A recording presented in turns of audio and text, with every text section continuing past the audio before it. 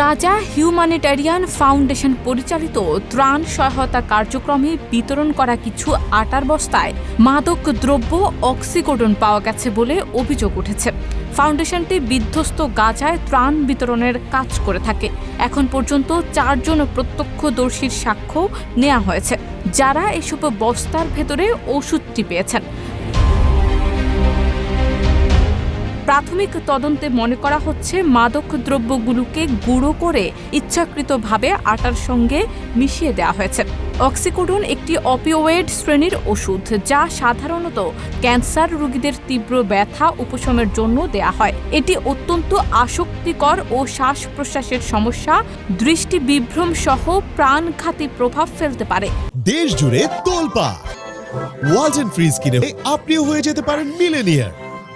একাধিক সামাজিক যোগাযোগ মাধ্যমে ত্রাণের আটার বস্তায় অক্সিকোডন ট্যাবলেট পাওয়ার ছবি ছড়িয়ে পড়লে এ নিয়ে বিবৃতি দেয় গাজার সরকারি মিডিয়া অফিস। গাজার প্রশাসন মনে করে এই ধরনের কার্যক্রম ফিলিস্তিনি সামাজিক কাঠামোকে ধ্বংসের উদ্দেশ্য প্রণোদিত এবং এর জন্য সম্পূর্ণ দায়ী ইসরায়েল।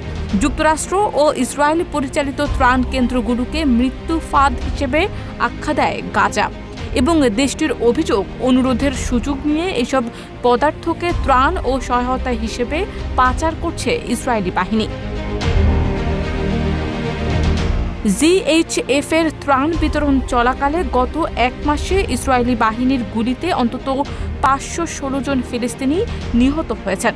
প্রতিষ্ঠানটির বিরুদ্ধে স্বচ্ছতা ও জবাবদিহিতার অভাবের অভিযোগ তুলে গত সপ্তাহে 15টি মানবাধিকার ও আইনি সংস্থা তাদের কার্যক্রম স্থগিতের আহ্বান জানিয়েছে। Desk report, Dhaka post.